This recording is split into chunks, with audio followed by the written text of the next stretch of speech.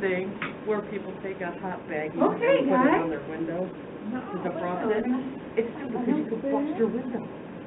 You know, so my little microphone is that thing that you Take can a hot use. baggie. Yeah.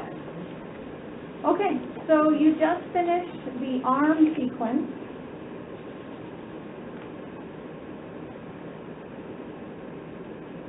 So you did all of this kneading and lovely pulling, and then we end up here at the hand. And this is the end of the arm sequence, so you'll just tack it right on the end. You skip the feather stroke, Oh, right? Or is that, because that's at the end? Oh, it could be either. Okay. All right, so the hand technique so this is the palmar side and this is the dorsal side. Maybe you call it front and back, I'm going to say palmar and dorsal. So we start just with some kneading on the dorsal side. So your fingers are underneath on their palms and your thumbs are doing the kneading. And then we'll do some circular friction with your thumbs. I'm holding her hand so that she doesn't have to do any of the holding. I'm really supporting her. I support you, Holly. Thanks. I appreciate your support. So circular friction,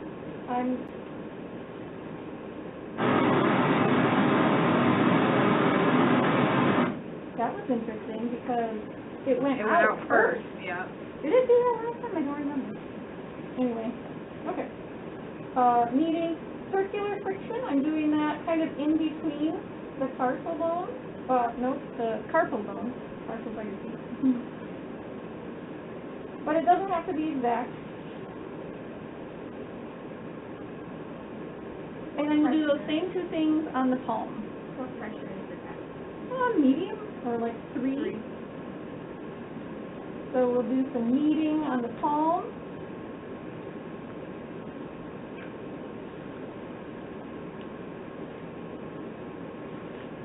And circular friction. I'm starting at the wrist and then coming toward the fingers. And just for my own keeping track of where I've been, I kind of do lines, but it doesn't have to be in line. And then over here, what's that muscle? You got it. Opponent's pollicis. Yeah. Because as humans, we have the opposing thumb, and this is the opponent's pollicis. So you can get into that meaty area. Okay, so we needed the back, we needed the front, circular friction, and then I'm going to do each of the fingers. I'm going to knead and pull at the same time. So I start from the base and come out. This is one of the few places where you go away from the heart, and that's because there's not a whole lot of circulation here, so I'm not like shoving the blood into her fingertips. Kneading and pulling each finger, and you could do like a light feather stroke after you're done with each finger.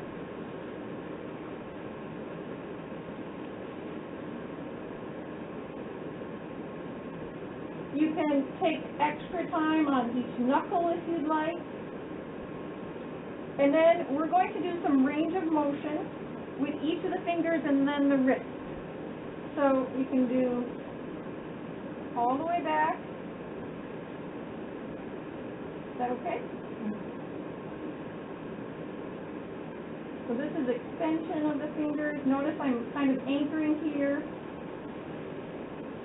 And then I don't think this one's in your book, but it sure does feel great.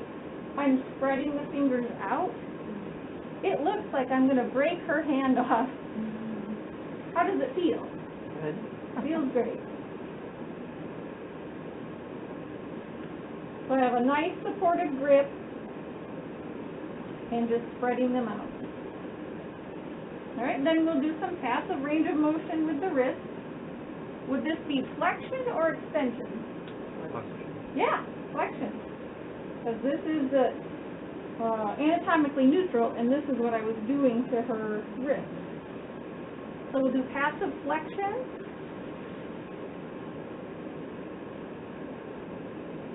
and extension, and then interlace your fingers, and this movement is called circumduction. Just me going in a circle. You put your goggles there. Yeah. Come over. Okay. Got a little popping here. All right, and then I'm going to circumduct at the elbow in both directions.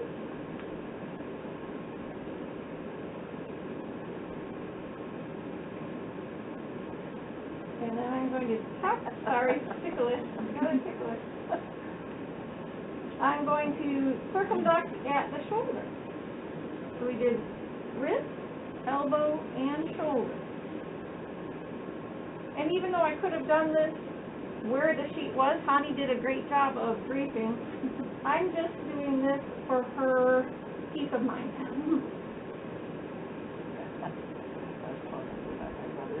I'm with you.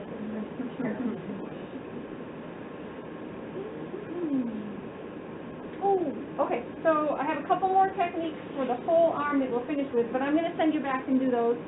I'll talk you through them. Okay? Thanks for printing that off. I'm giving it back.